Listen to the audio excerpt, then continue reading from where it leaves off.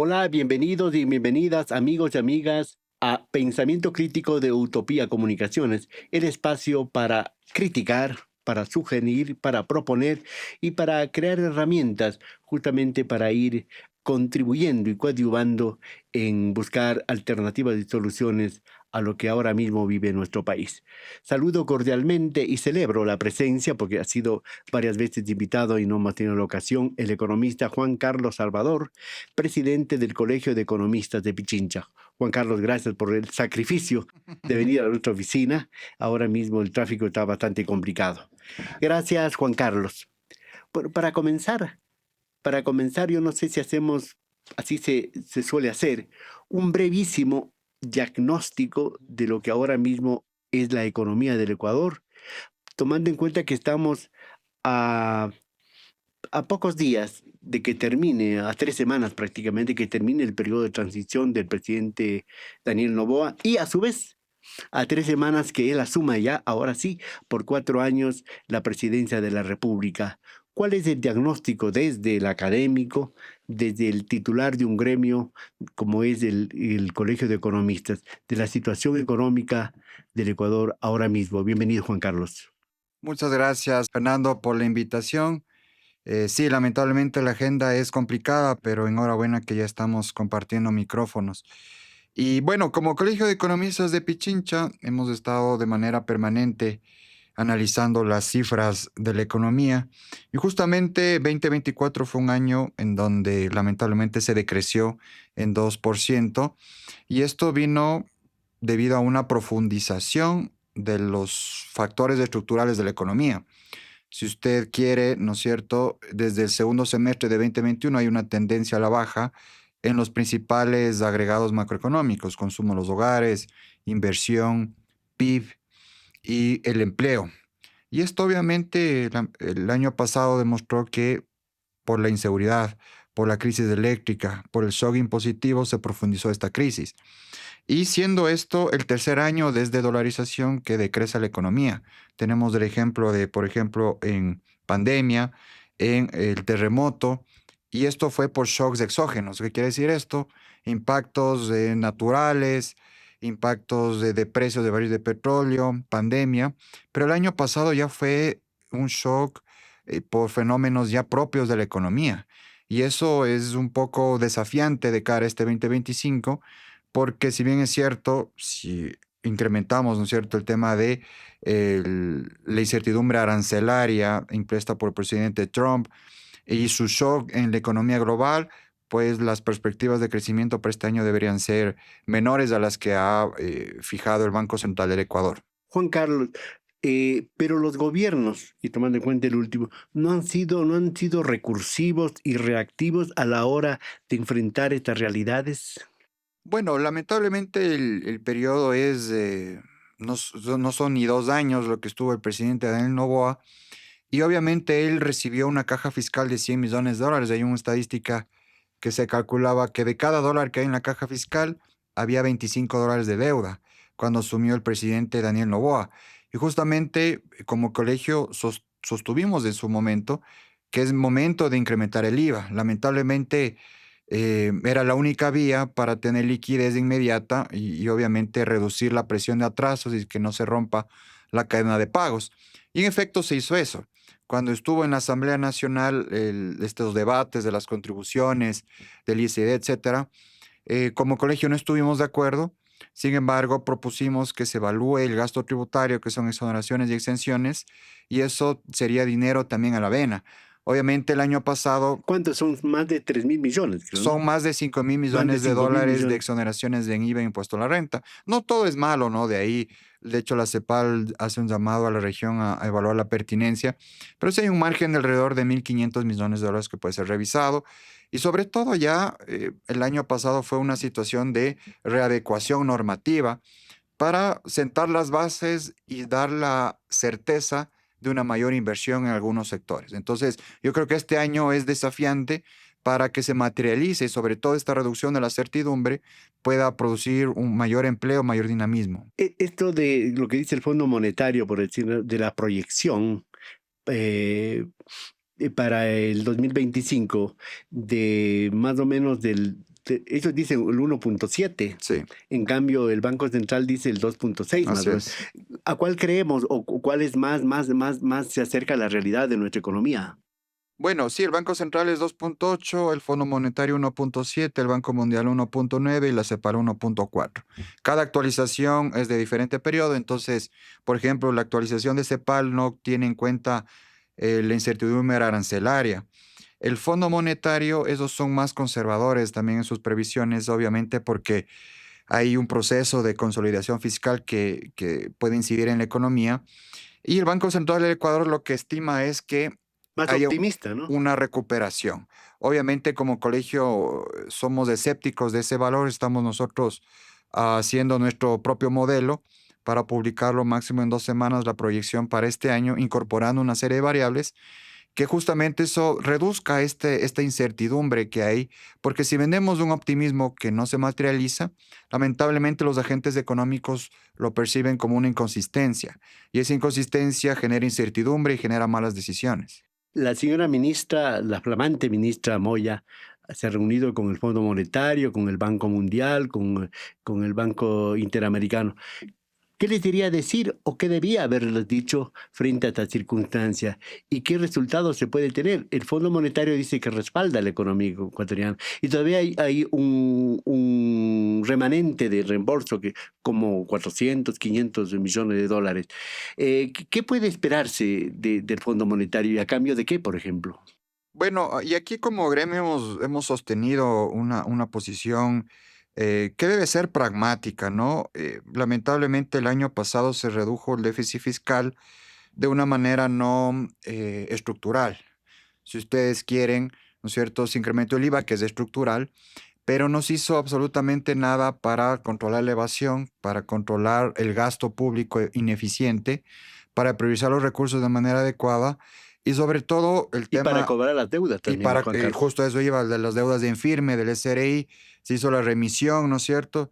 Se incrementó estas contribuciones del ISD, no es estructural y no se va a repetir este año. Entonces y hubo subejecución presupuestaria, hubo mayores desembolsos en bonos de deuda y eso obviamente condiciona la sostenibilidad de las finanzas públicas. Por eso este año el Ministerio de Finanzas, según el presupuesto prorrogado, se esperaba un déficit de 2.4 mil millones de dólares, pero nuestros cálculos sugieren que ahorita el potencial es 7.000 millones de dólares, con todo lo que Siete ha mil pasado. ochocientos se habla, ¿no? Más o menos, ¿no? Sí, nuestros cálculos nos dan aproximadamente 7.000 millones, pero obviamente lo que entiendo, como dice la flamante ministra de Finanzas, es una gran académica que conoce el sector público.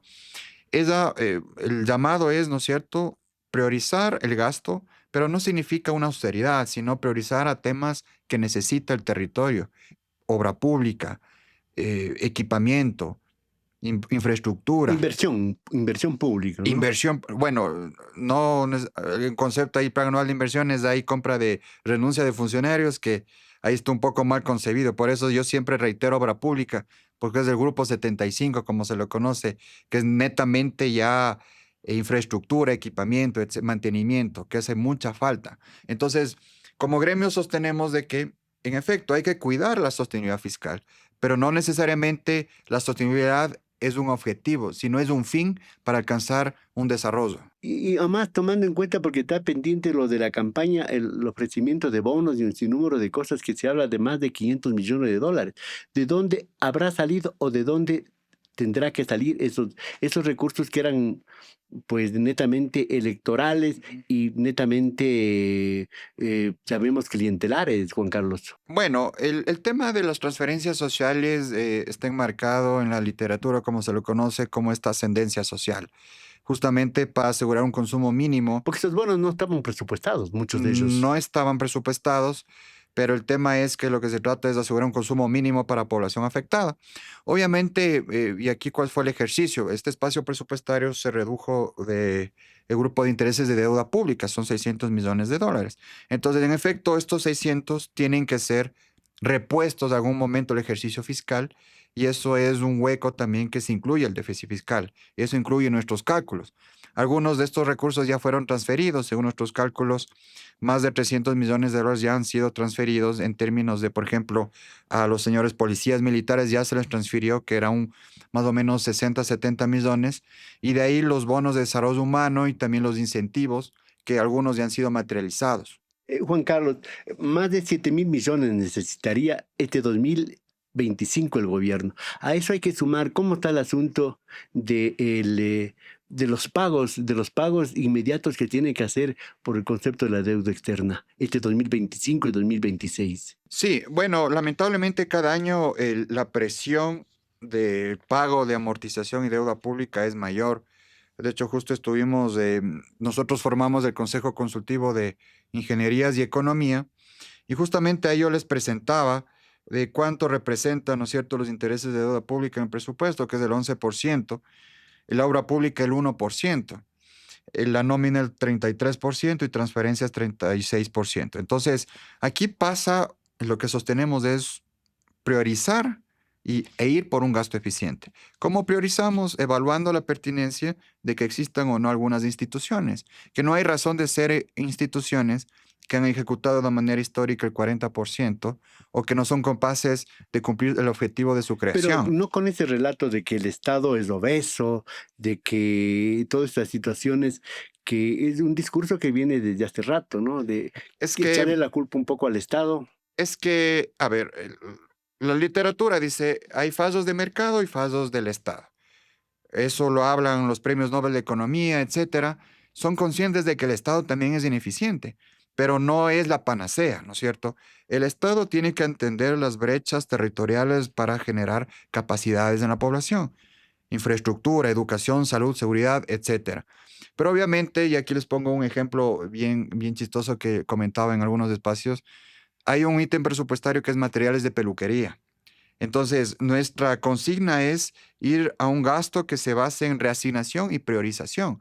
Reasignación, ¿no es cierto?, entidades que no han ejecutado bien su presupuesto, que no tienen razón de ser, y priorización hacia la inversión pública.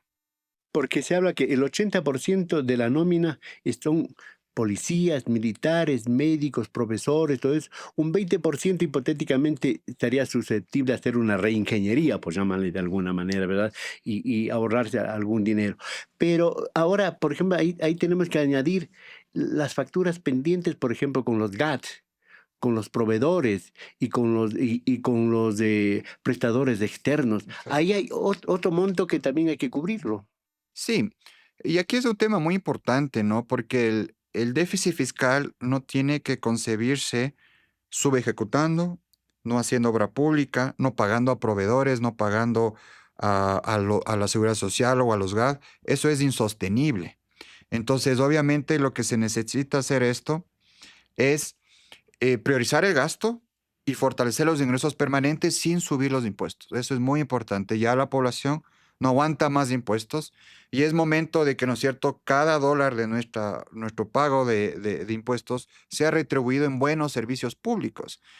Lamentablemente hoy no podemos sacar de manera eficiente la cédula, pasaporte, licencias, cuando es algo que literalmente debería ser Expedito, eficiente, ¿no? expedito, y eso retrasa también la tramitología para que lleguen las inversiones. Entonces, obviamente el Estado debe ser eficiente, debe ser fuerte, pero obviamente no significa que se deba aumentar el presupuesto a diestra y siniestra solo por aumentar. Hay que priorizar y que hay que atender las necesidades de territorio. Claro, a eso seguimos añadiendo Exacto. cosas.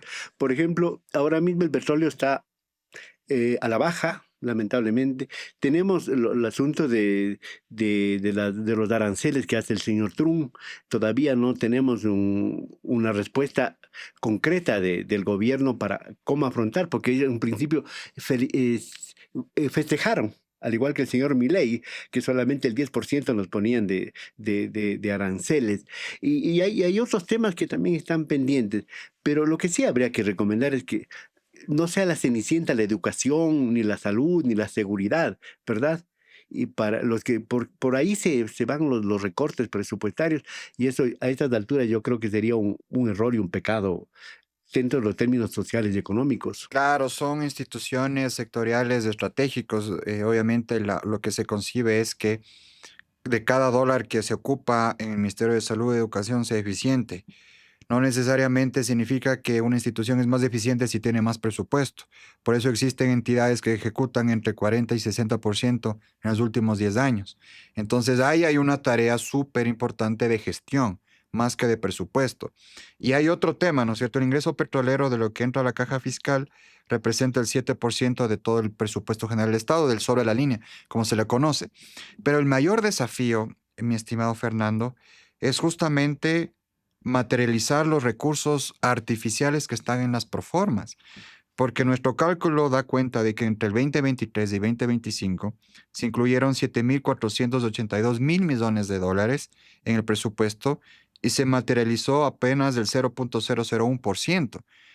Ejemplo, venta al Banco del Pacífico, monetización de antenas CNT, renovación de espectro radioeléctrico, OCP, renovación de contratos petroleros, campos hacha y otros por identificar.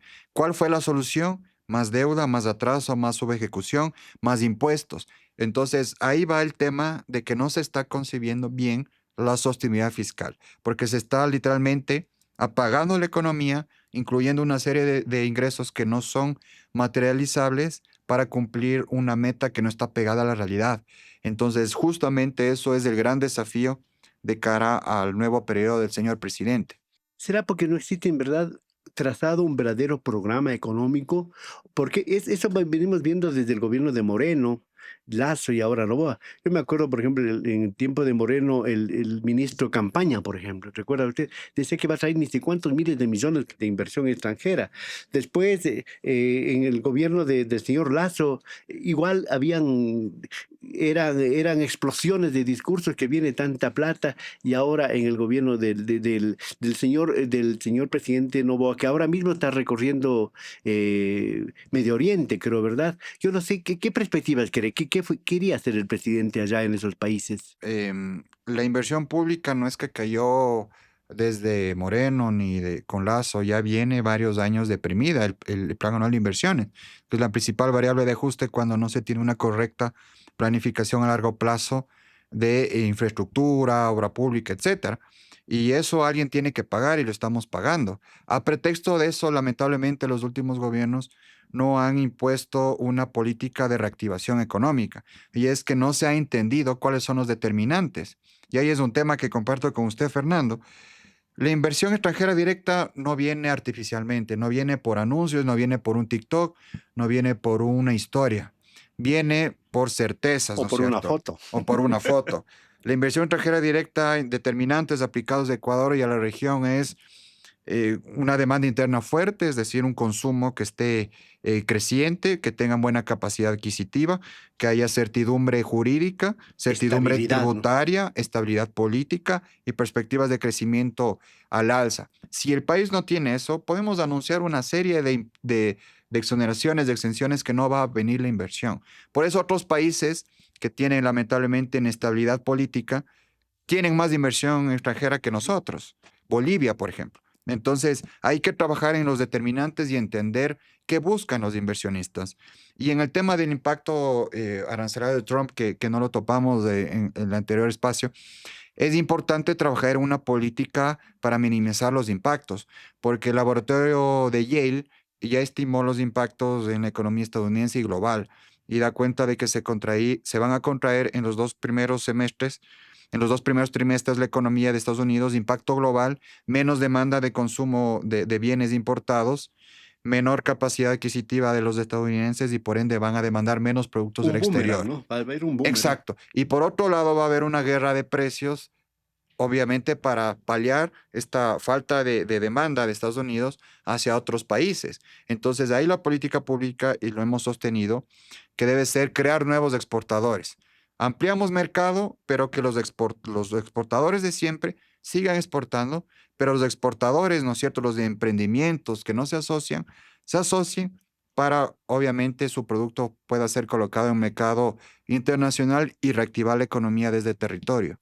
Bajo el argumento de la guerra interna, que se dio a partir de enero del año pasado, se subió el IVA de 12 al 15%, ¿verdad? Y se dejó, pues, la Asamblea le dejó en la discrecionalidad al gobierno que siga con el 15 o baje al 13%. En todo caso, ahora mismo se sigue hablando que de pronto podría pensarse en otra reforma tributaria, en subir al 18%, en el asunto de eliminar definitivamente los subsidios a los combustibles. ¿Qué piensa usted? ¿Este país soporta todavía más reformas o cuál sería el camino para conseguir recursos para... Uno, bajar el déficit fiscal y luego sostener y tratar de reactivar la economía ecuatoriana. Sí, yo creo que lamentablemente a los economistas del Ecuador que han estado en los 80s, 90s, les hace falta mucho hacer una retrospectiva del impacto de las gestiones que han tenido. Cuando algunos exministros han estado ahí, la economía tuvo decrecimientos históricos, inflaciones de 2 dígitos, emisión monetaria sin un correcta planificación y tuvimos eh, la Feriado sucretización, bancario. el feriado bancario, y después dicen que a medida que se implementó la dolarización de mercado, entre comillas, la economía surgió y no es así. Ahí había trazos y no se atendían necesidades sociales. Entonces, lo que les falta mucho, y como colegio hemos sostenido, hay que centrarse en la evidencia empírica y aprender de la historia. ¿Qué parte con esto? Entender la competitividad. Pero dicen, sincerar la economía, eliminar subsidios. Eso es incremento de costos. Entonces, sincerar la economía no es igual a incrementar competitividad. Entonces, ¿cómo entendemos a alguien que es competitivo?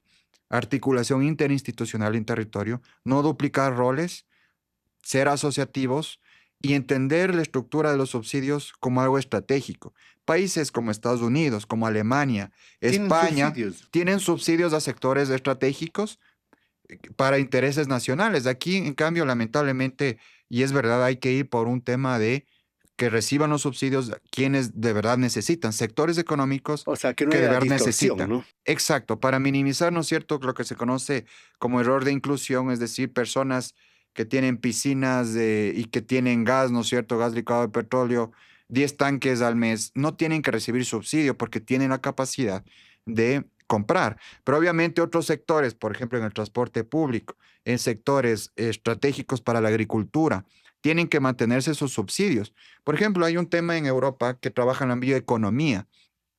Es de interés nacional incorporar estos sectores en la economía y subsidian, lo incuban, lo aceleran, cortan su financiamiento cuando son sostenibles, generan impuestos, generan trabajo y se cumple la dinámica estratégica del subsidio. Aquí lamentablemente está mal concebido, es subsidio para todo el mundo, pero no se trabaja en una estrategia de competitividad, de financiamiento, de estructura de costos y sobre todo incrementar la demanda de estos bienes.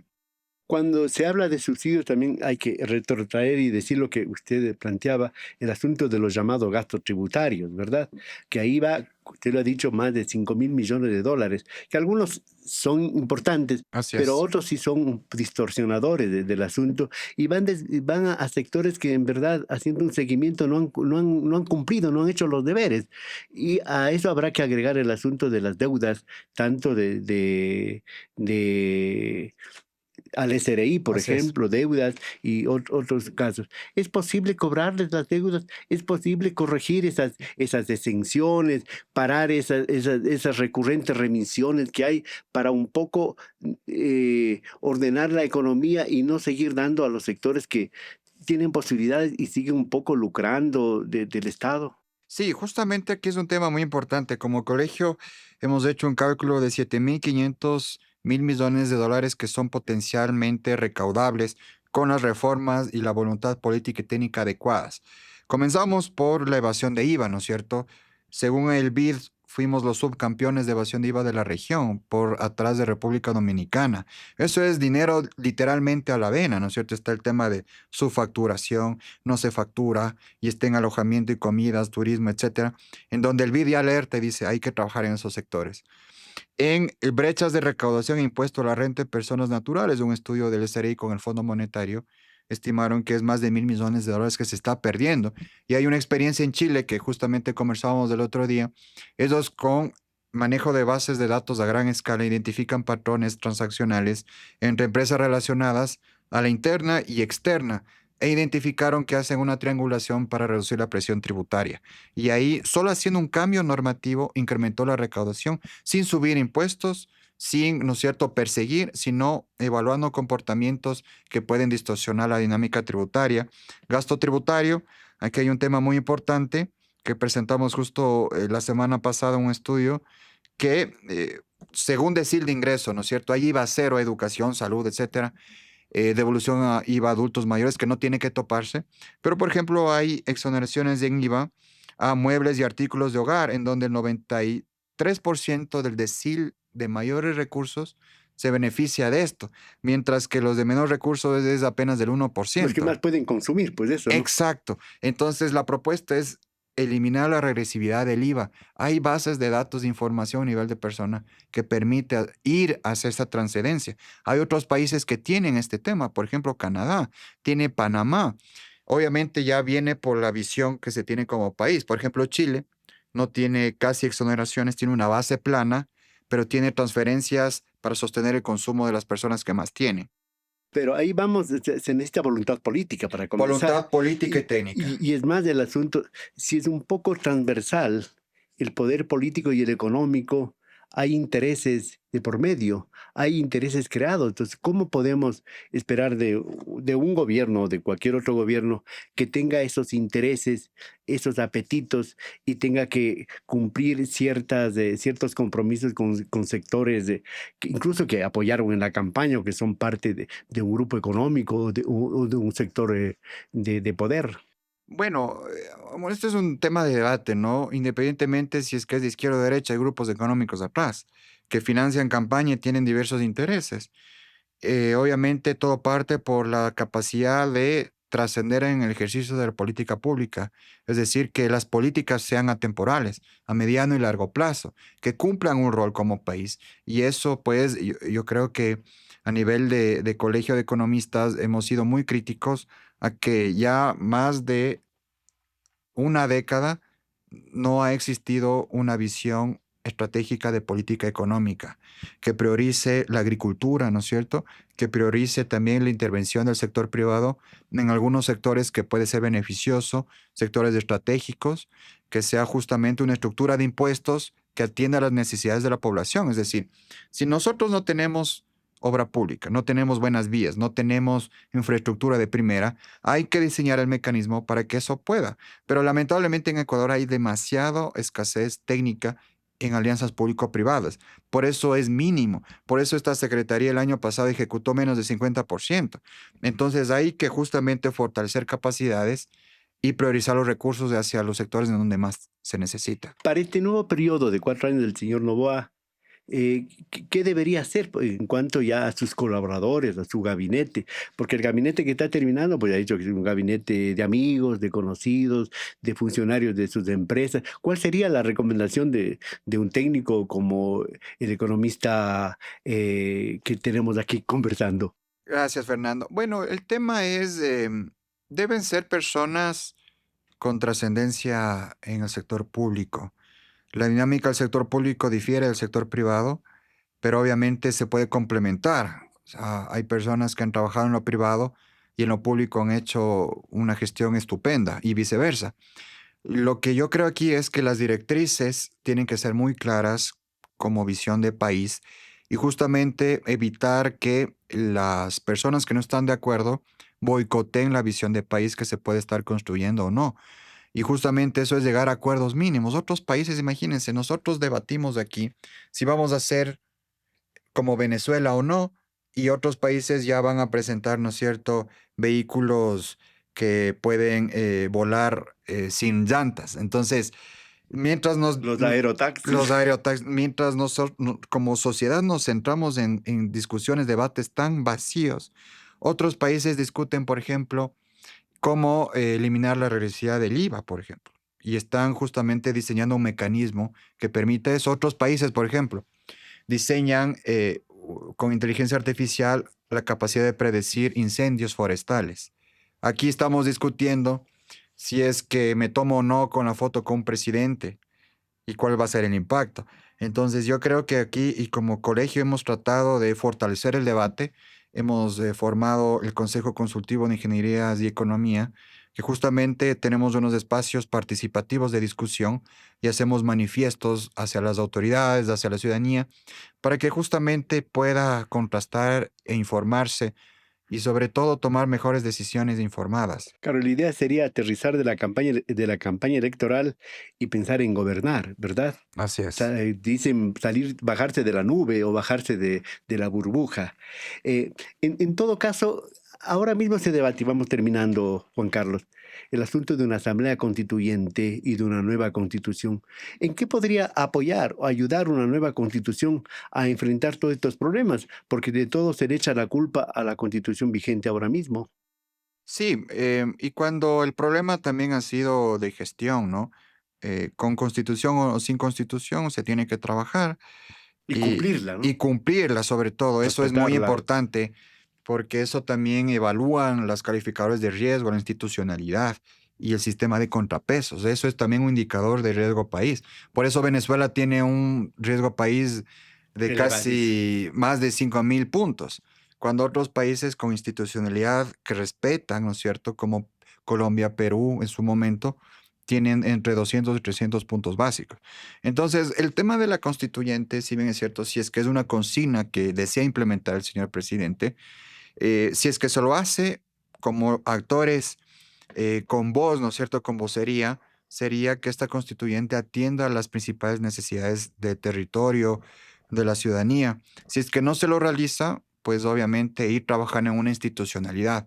Lo que sí es importante es evaluar también qué ha pasado desde el 2010 hasta la fecha en términos de el beneficio de la Constitución, qué mejorarlo, ¿no? Obviamente no podemos estar pensando en refundar la patria cada 4 años o cada 2 años, sino justamente tratar de generar esta visión a largo plazo como país cuando otros países vecinos ya lo han logrado y como Ecuador es una tarea pendiente.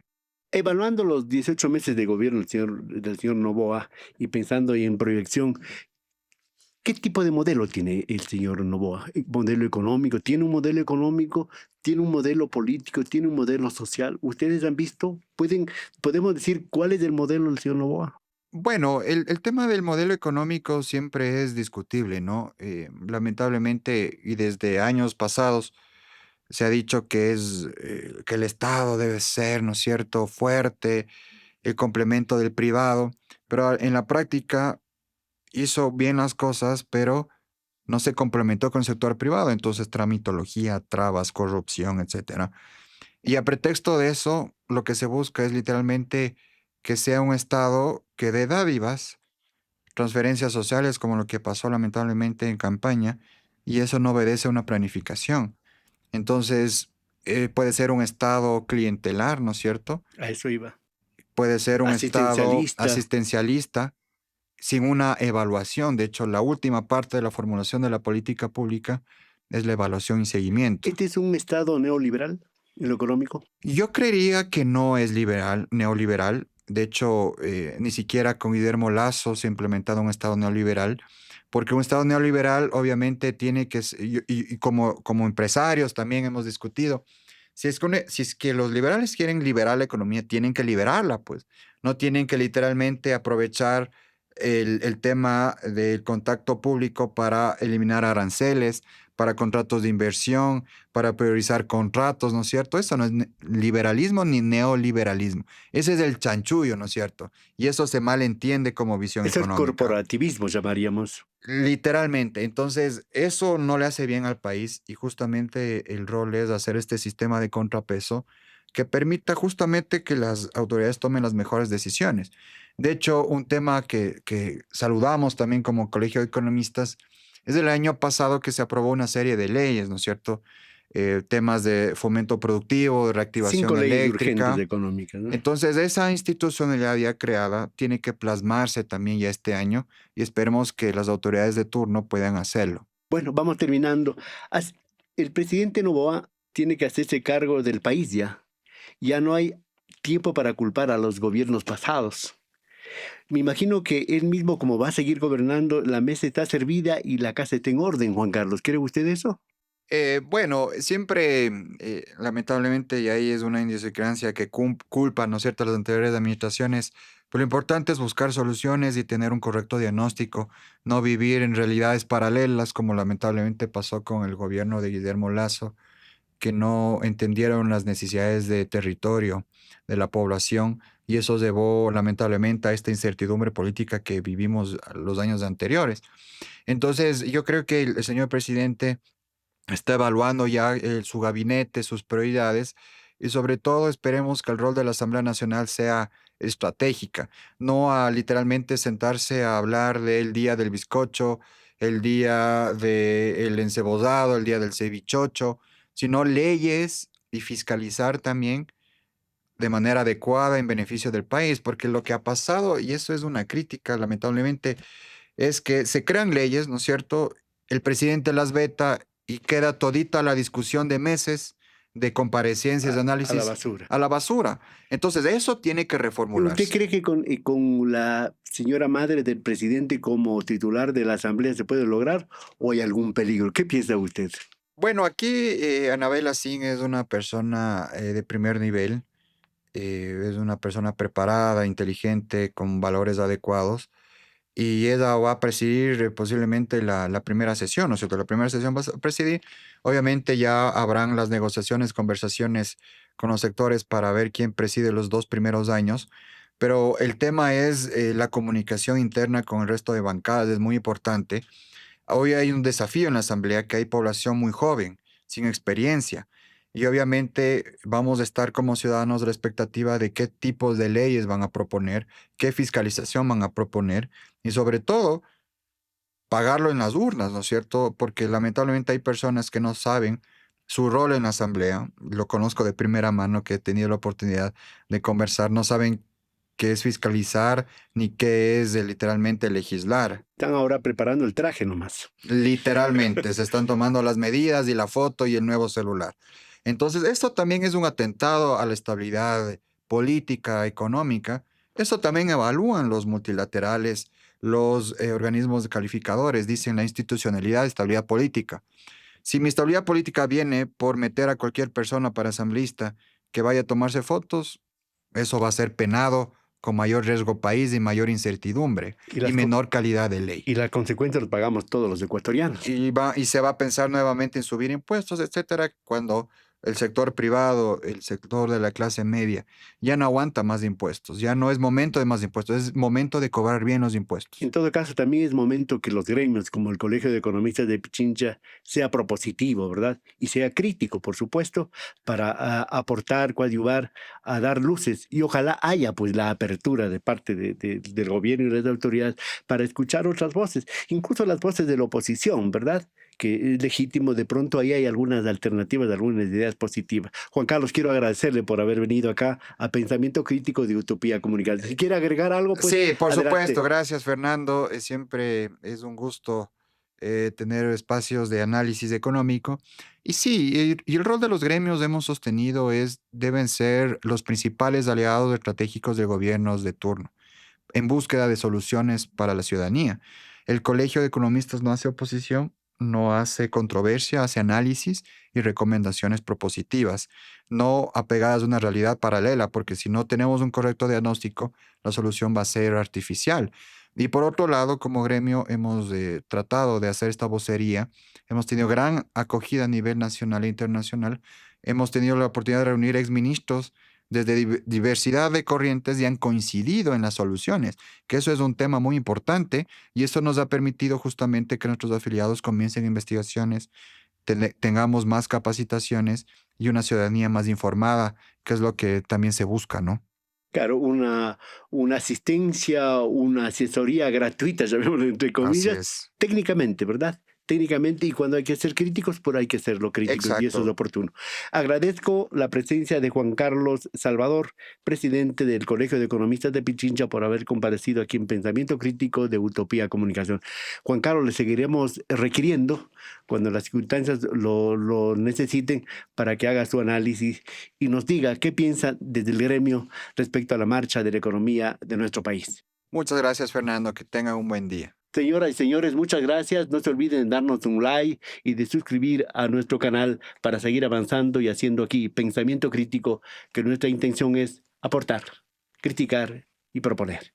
Hasta la próxima.